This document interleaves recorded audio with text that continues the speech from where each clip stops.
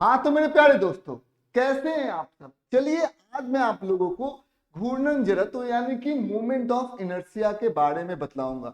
तो सबसे पहले आपको मैं जड़त्व के बारे में बतलाता हूँ, क्या होता है जड़त्व, उसके बारे में जरा आप समझ लीजिए, जिसको हम लोग बोलते हैं क्या, इनर्शिया। क्या होता है ये। तो सबसे पहले हमारे पास दो द्रव्यमान है। देखिए ये हमारे पास एक द्रव्यमान है, ठीक समझ में आ गया। इसका द्रव्यमान देखेंगे तो वो कैपिटल एम के बराबर है, समझ में आ गया। अब यहाँ पर एक छोटा द्रव्यमान है, इसका द्रव्यमान देखेंगे वो है हमारा स्मॉल एम, ठीक है। ये चीजें आपको ध्यान से समझना होगा। तो दोनों हमारे पास द्रव्यमान दिए गए हैं, हमें ये बताया गया है ये कैपिटल एम क्या होता है, स्मॉल एम से बड़ा है, ठीक समझ में आ गया। अब यहां पर एक बात आप लोग समझ लीजिए कि यदि हम लोग गति में परिवर्तन करें, इस पिंड का और इस पिंड का गति में परिवर्तन करें, तो गति में परिवर्तन को कौन सा पिंड होगा जो ज्यादा विरोध करेगा। तो ये वाला पिंड जो है वो गति में परिवर्तन को ज्यादा विरोध करेगा, क्योंकि इसका द्रव्यमान ज्यादा है। तो इसका जड़त्व भी क्या होगा, ज्यादा होगा। मान लेते हैं इसका जड़त्व हो गया J1, इसका जड़त्व हो गया हमारा J2। यदि हम आपसे पूछेंगे कि J1 में और J2 में बड़ा कौन है, तो आप यहां पर देखेंगे क्या हो जाएगा, J1 जो होगा वो बड़ा होगा किससे, J2 से। ये बात आपको ध्यान से समझना होगा। अब आइए हम लोग आगे की तरफ पढ़ते हैं, हम लोग पढ़ते हैं घूर्णन जड़त्व। तो यहां पर आपके सामने दो गोले हैं, दोनों गोले समान हैं, बिल्कुल एक समान है, समझ में आ गया। तो एक समान गोले, लेकिन इसका जो द्रव्यमान है वो हमारा हो गया है स्मॉल एम और इसका द्रव्यमान हो गया है कैपिटल एम, ठीक है समझ में आ गया। अब ये दोनों गोले जो है वो किसी अक्ष के चारों ओर क्या करेंगे, चक्कर लगाएंगे, ठीक है। तो जिस अक्ष के चारों तरफ चक्कर लगाएंगे उसे हम लोग बोलते हैं घूर्णन अक्ष। ये बात आपको ध्यान से समझना होगा। तो ये हो गया हमारा घूर्णन अक्ष, ठीक है। इस और ये भी किसी अक्ष के चारों तरफ चक्कर लगाएगा। मान लेते हैं दोनों जो है एक समान एक ही अक्ष के चारों ओर चक्कर लगा रहे हैं, ठीक है। और ऐसे ये घूम रहे हैं, ये भी घूम रहा है और ये भी घूम रहा है, समझ, दोनों घूर्णन गति को कर रहे हैं, ठीक है। अब क्या है, ध्यान देने योग्य बातें है। अब दोनों की घूर्णन गति में परिवर्तन यदि हम लोग करते हैं, तो दोनों के घूर्णन गति में परिवर्तन करते हैं। मान लेते हैं इसके भी घूर्णन गति में परिवर्तन करते हैं हम लोग, इसके भी घूर्णन गति में परिवर्तन करते हैं।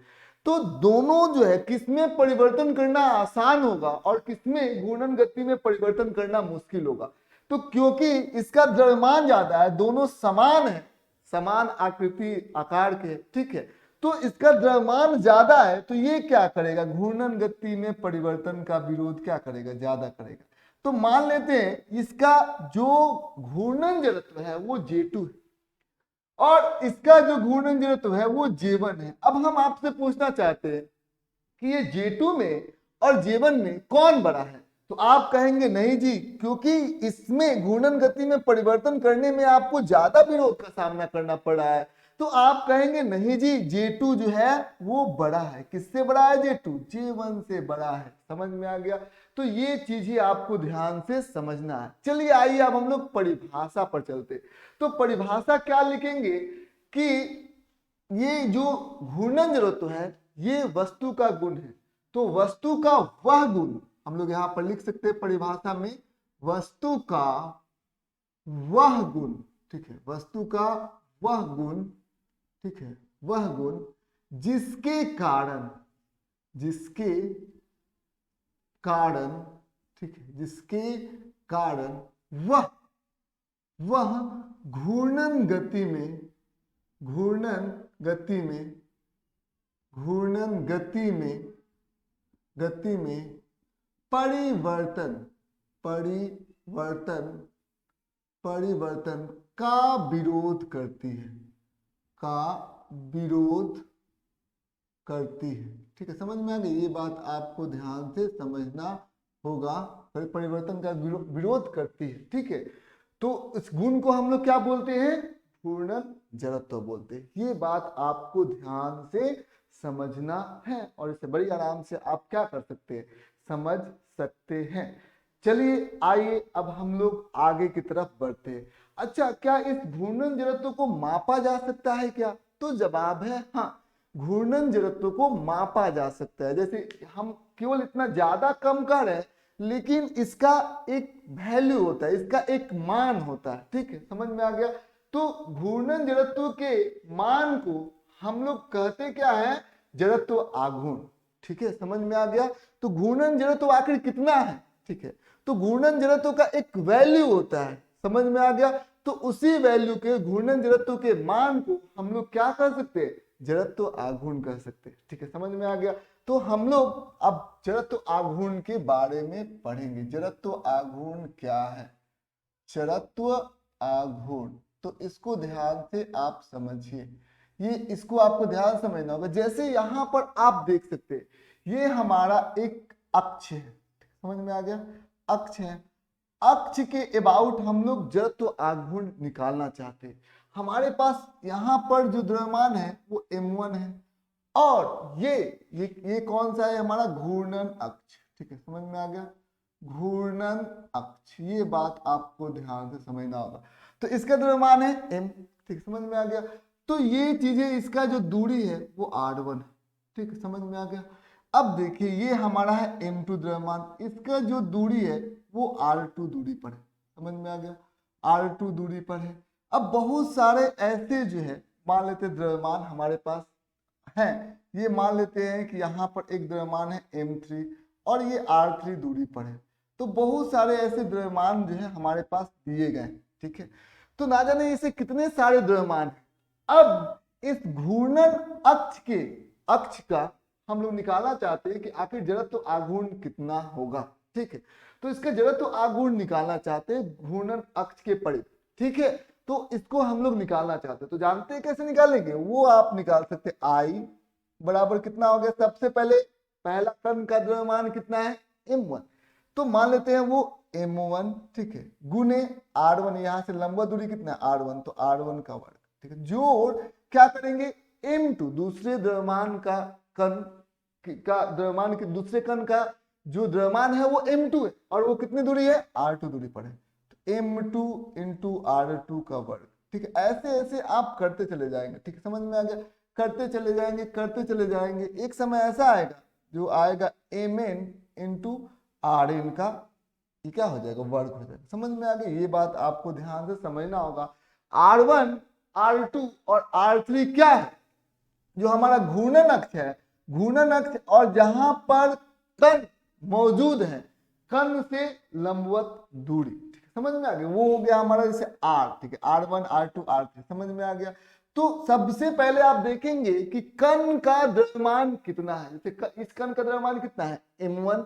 फिर आप देखेंगे इस कण का अक्ष से लंबवत दूरी कितना है। तो लंबवत दूरी, जब इस बिंदु से हम एक लंब बनाएंगे तो क्या आ जाएगा, r1। तो क्या करेंगे, m1 r1 का वर्ग कर देंगे।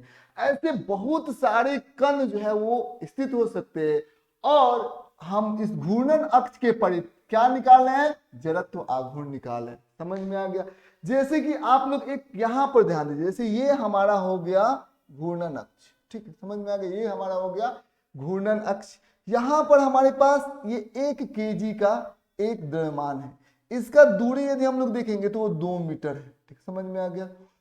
फिर हमारा यहाँ पर 2 kg द्रव्यमान है। ठीक, समझ में आ गया। इसका दूरी हम लोग देखेंगे तो वो 3 मीटर है, ये दूरी हम लोग देखना है। फिर यहाँ पर ध्यान दीजिएगा, एक और 3 kg का द्रव्यमान है, इसका जो दूरी है वो 1 मीटर के बराबर है। ठीक, समझ में आ गया। अब यहाँ पर 3 यहाँ पर बिंदु द्रव्यमान है। अब तीनों बिंदु द्रव्यमान के कारण इसका जड़त्व इस अक्ष के, इस घूर्णन अक्ष, इस घूर्णन अक्ष के परिध क्या निकालना है, जड़त्व आघूर्ण निकालना है। तो जड़त्व आघूर्ण आप कैसे निकालेंगे, आप इसको देखिए, आघूर्ण कैसे निकालेंगे। तो इसमें बहुत ही आसान से हम लोग इसका जड़त्व आघूर्ण निकाल सकते हैं। सबसे पहले क्या करेंगे, जड़त्व आघूर्ण को हम लोग क्या आई से लिखते हैं। सबसे पहले यहां पर देखेंगे इस कण का जो द्रव्यमान है वो कितना है, 2 kg है। तो 2 गुने, ठीक है, इस कण का इस अक्ष से लंबवत दूरी कितना है, 3 मीटर के बराबर है। तो क्या करेंगे 2 गुने 3 मीटर का वर्ग कर देंगे, कोई दिक्कत की बात नहीं है। फिर ए कण का हो गया काम। फिर आते हैं हम लोग बी कण का। तो बी कण क्या हो जाएगा, यहां पर ध्यान दीजिए, इसका द्रव्यमान कितना है 3, तो यहां पर लिखेंगे 3 गुने इस कण का और इस अक्ष का जो लंबवत दूरी है वो 1 मीटर के बराबर है, तो 3 गुने 1 का वर्ग कर देंगे। जोड़, अब यहां पर ध्यान दीजिए, ए हो गया, बी हो गया, सी को देखिए, सी क्या हो गया, इसका द्रव्यमान कितना है 1 केजी है, ठीक है, समझ में आ गया। और इस बिंदु को आप ध्यान से देखिए कि इस बिंदु का जो दूरी है अक्ष से वो कितना हो गया 2 मीटर हो गया, तो कितना हो गया 1 गुने 2 का वर्ग कर देंगे। यही 3 कण थे, ठीक है, और तीनों कण के वजह से जो जड़त्व आघूर्ण होगा इस अक्ष के परिध वो हम लोग यहाँ पर निकाल देते हैं। तो सबसे पहले क्या करेंगे, यहाँ पर 2 गुने 9 जोड़ 3 गुने 1 जोड़ ये कितना होगा 4 गुने 1, ठीक है, समझ में आ गया। ये हो जाएगा KG metre square, KG metre square. तो कितना हो जाएगा 9 18, 3 और 7, इन सबको यदि हम लोग जोड़ेंगे तो ये हो जाएगा हमारा 25 केजी मीटर स्क्वायर। ये बात आपको ध्यान से समझना होगा। यही हो जाएगा हमारा जड़त्व आघूर्ण इस अक्ष के परिध, ठीक है, ये चीजें आपको ध्यान से समझना होगा। चलिए आइए अब हम लोग और आगे की तरफ बढ़ते हैं। तो और आगे की तरफ जब आप बढ़ेंगे तो यहां पर आप ध्यान से समझेंगे। जैसे आप यहां पर देख लीजिए, जैसे यहां पर यह कोई अक्ष है, ठीक है, ये हमारा देख सकते हैं ये अक्ष है, ठीक है, और यहां पर इस अक्ष के ऊपर हम लोगों ने 3 कण लिख दिया। जैसे यहाँ पर ए कण है, यहाँ पर इसका द्रव्यमान 1 केजी है, बी कण है, इसका द्रव्यमान 2 केजी है, समझ में आ गया, और एक कण है सी का कण का द्रव्यमान 3 केजी है। अब हम पूछना चाहते हैं कि इसका आप लोगों को निकालना है जड़त्व आघूर्ण इस अक्ष के अबाउट। तो तीनों के तीनों कण कहां पर स्थित हैं, तो वो घूर्णन अक्ष पर ही स्थित है। ये अक्ष हो गया घूर्णन अक्ष, तो घूर्णन अक्ष पर ही स्थित है।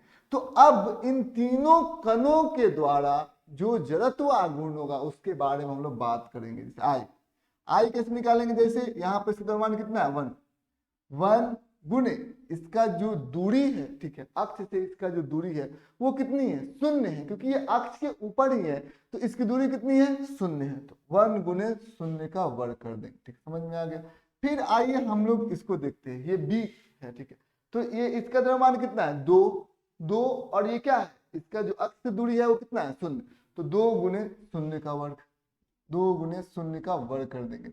अब आइए हम लोग तीसरा द्रव्यमान लिखते हैं, कितना है 3 केजी, तो 3 गुने 0 का वर्ग, क्योंकि ये भी अक्ष के ऊपर है तो अक्ष से जो दूरी होगा इस कण का लंबवत दूरी वो 0 होगा, तो क्या लिख देंगे 3 गुने 0 का वर्ग कर देंगे, ठीक है, और ये क्या हो जाएगा हमारा केजी मीटर स्क्वायर, ठीक है, समझ में आ गया। ये चीजें आपको ध्यान से समझना होगा। तो जब ये सारे कण अक्ष पर ही मौजूद हो तो जड़त्व आघूर्ण जो होता है वो किसके बराबर आएगा, ये भी हो जाएगा 0 गुने 0 0, तो कितना हो जाएगा 0 केजी मीटर स्क्वायर, समझ में आ गया। ये बात आपको ध्यान से समझना होगा। यही क्या हो जाएगा हमारा जड़त्व आघूर्ण, ठीक है, कोई दिक्कत की बात नहीं है। चलिए आइए अब हम लोग और आगे की तरफ बढ़ते हैं।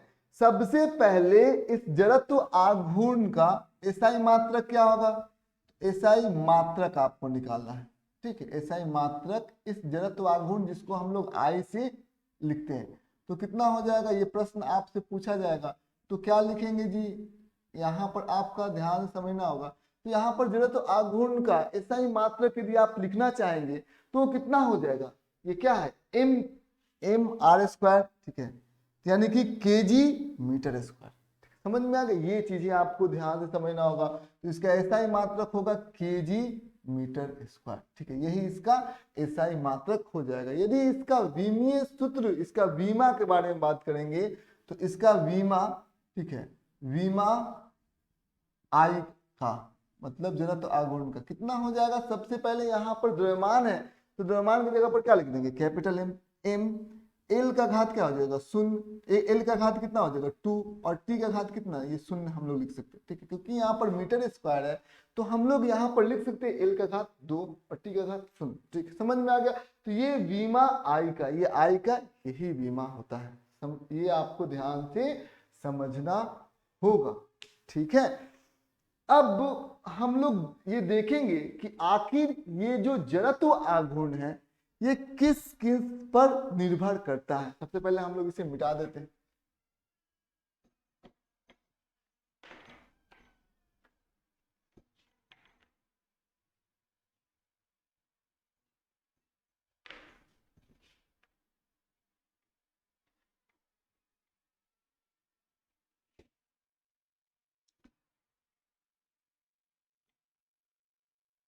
चलिए, जड़त्व आघूर्ण का निर्भरता टॉपिक होगा हमारा, जड़त्व आघूर्ण का, जड़त्व आघूर्ण की निर्भरता, ठीक है, इसको हम लोग जरा देखते हैं। निर्भरता तो किस किस चीजों पर ये निर्भर करेगा। तो सबसे पहले जो जड़त्व आघूर्ण निर्भर करेगा वो करेगा द्रव्यमान पर। मान लेते हैं कि यहां पर ये एक गोला है, ठीक, समझ में आ गया। अब इस गोले का जो द्रव्यमान है वो स्मॉल m है। अब यहां पर एक दूसरा गोला है जिसका सेम आकृति का है, इस गोले का जो द्रव्यमान है वो कैपिटल M है। दोनों को आप समझना होगा। तो आप दोनों को जब ध्यान से देखिएगा तो इस दूसरे गोले का द्रव्यमान क्या है, पहले गोले के द्रव्यमान से ज्यादा है, ठीक है, समान है, सब कुछ समान है। और मान लेते हैं जो घूर्णन अक्ष है वो यही है, एक ही है दोनों का घूर्णन।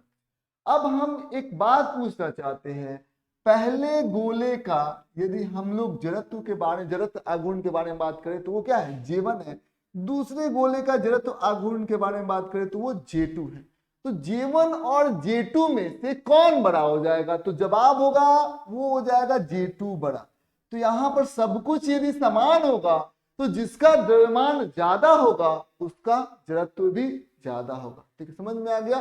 तो हम लोग कह सकते हैं बड़ा द्रव्यमान मतलब बड़ा जड़त्व, ठीक है, समझ में आ गया। बड़ा द्रव्यमान मतलब बड़ा जड़त्व, ठीक है, बड़ा, सब कुछ यदि समान है तब की बात है। बड़ा द्रव्यमान का मतलब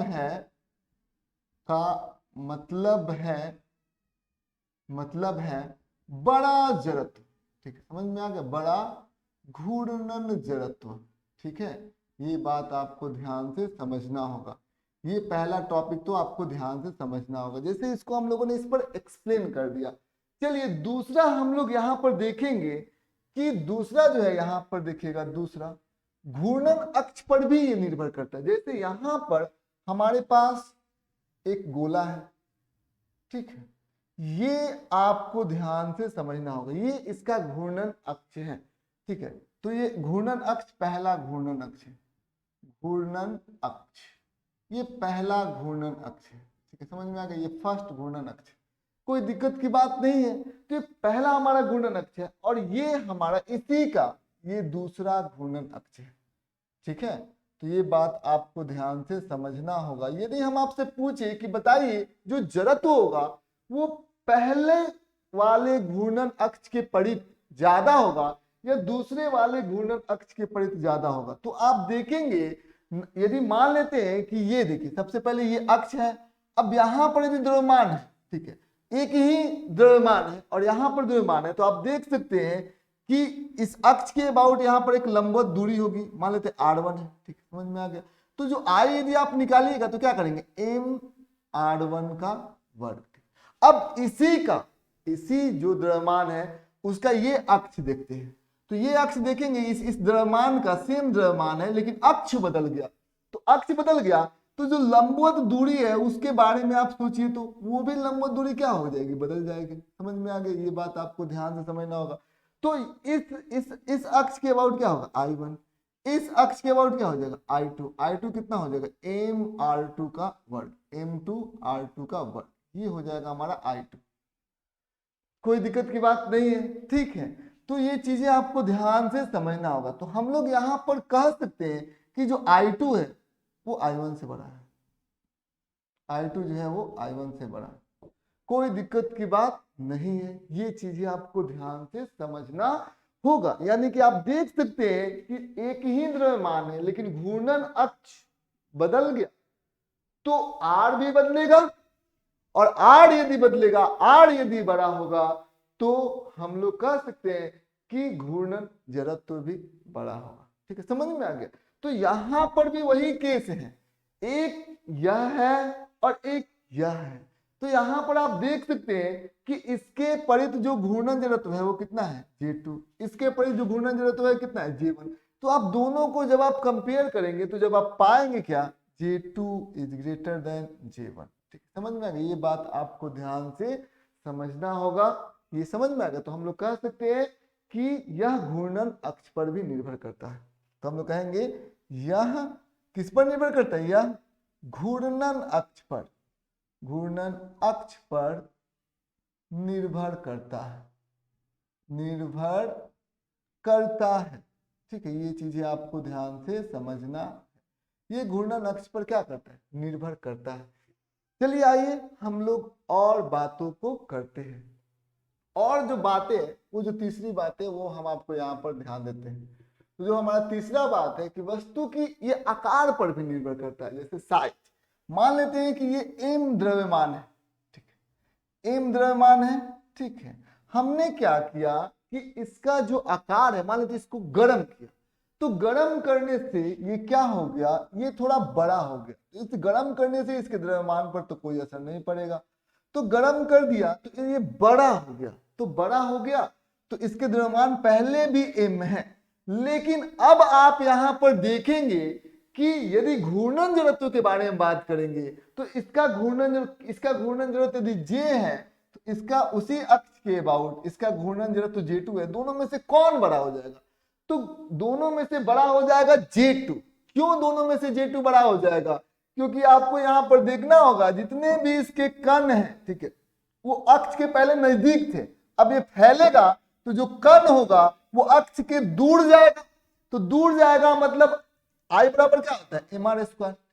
समझने के लिए समझ सकते हैं। तो यदि R बढ़ेगा, दूरी बढ़ेगी, तो यहां पर आप देख सकते हैं घूर्णन जड़त्व भी बढ़ेगा। समझ में आ गया। तो यहां पर क्योंकि सारे कण दूर हो गए तो हम लोग कहेंगे देखिए इसका घूर्णन जड़त्व ज्यादा है, किसके तुलना में, इसके तुलना में। समझ में आ गया। तो यहाँ पर J2 किसके बड़ा है, J1 के। तो हम लोगों ने ये कहा कि आकार ही तो बदला है और कुछ नहीं बदला है। तो ये घूर्णन जड़त्व किस पर निर्भर करता है, आकार पर। तो हम लोग यहाँ पर कह सकते हैं यह आकार पर निर्भर करता है, यह आकार पर निर्भर करता है, निर्भर करता है। ये चीजें आपको ध्यान से समझना है। अब आइए, आकार पर तो हम लोगों ने बात कर लिया, क्या ये आकृति पर भी निर्भर करता है क्या, तो जवाब है हाँ, ये आकृति पर भी निर्भर करता है। जैसे यहां पर आप देख सकते हैं, जैसे ये देखिए, ये इसका शेप जो है वो कुछ इस प्रकार से है, ये इसका शेप जो है वो कुछ इस प्रकार से है, और ये इसमें स्पेसियस है, ठीक है। तो अब हम लोगों ने इसकी आकृति को बदल दिया, ठीक है, समझ में आ गया। आकृति इसको छोटा गोला कर दिया, अक्ष वही रख दिया, तो आप देख सकते हैं आकृति बदल गया, ठीक है। पहले ये क्या था, अब इसका आकृति गोला हो गया। तो आप देख सकते हैं आकृति पर भी तो निर्भर करेगा, ठीक है, क्योंकि R पर निर्भर करता है, M इसका दोनों स्थिति में सेम है। लेकिन आकृति बदल जाने से क्या हम लोग कहेंगे कि जो हमारा घूर्णन जड़त्व है वो भी क्या होगा, वो भी बदलेगा। ठीक है, समझ में आ गया। तो हम लोग कहेंगे यह आकृति पर भी निर्भर करता है, यह आकृति पर भी निर्भर करता है, आकृति पर निर्भर करता है। ठीक है, समझ में आ गया, निर्भर करता है। ठीक है, तो ये आकार और आकृति पर तो निर्भर करता ही है। अच्छा, घनत्व पर ये निर्भर करेगा कि नहीं करेगा, तो जवाब है हाँ, ये घनत्व पर भी निर्भर कर सकता है। जैसे यहां पर आप ध्यान से देखेंगे, यहां पर दो गोले हैं, ठीक है, दोनों गोले समान हैं, एक का घनत्व क्या है, ज्यादा है। दोनों गोले हैं, इसका घनत्व जो है वो ρ1 है, इसका घनत्व ρ2 है। ρ2 जो है वो बड़ा है किससे, ρ1 से। ठीक, समझ में आ गया। तो यहाँ पर समान बोले हैं, तो जिसका घनत्व ज्यादा होगा, ठीक है, यानी कि जिसका घनत्व ज्यादा होगा यानी कि इसका द्रव्यमान भी क्या होगा, ज्यादा होगा, क्योंकि घनत्व बराबर क्या होता है, द्रव्यमान बटा क्या होता है, आयतन होता है। तो यहाँ पर दोनों का आयतन समान है, आयतन में दोनों में कोई परिवर्तन नहीं है, दोनों का आयतन समान है। लेकिन यहाँ पर देख सकते हैं जिसका रो ज्यादा होगा, जिसका घनत्व ज्यादा होगा, उसका द्रव्यमान भी क्या होगा, ज्यादा होगा। तो इसका द्रव्यमान, क्योंकि घनत्व ज्यादा होने की वजह से द्रव्यमान ज्यादा हो गया, M2 is greater than M1। समझ में आ गया। तो अब हम लोग क्या कर सकते हैं, अब हम लोग ये बातों को कह सकते हैं, देखिए ये हो गया हमारा M2, ये हो गया हमारा M1, तो हम लोग कह सकते हैं M2 जो है वो M1 से क्या हो गया है, बड़ा हो गया है। ठीक है, तो बस इस चीज को आपको ध्यान में समझना होगा। तो इसका जो जड़त्व होगा, ठीक है, इसका जड़त्व वो ज्यादा होगा किसके तुलना में, इसके तुलना में। समझ में आ गया। तो उम्मीद करते हैं आज का क्लास इंफॉर्मेटिव रहा है। आज बस इतना है।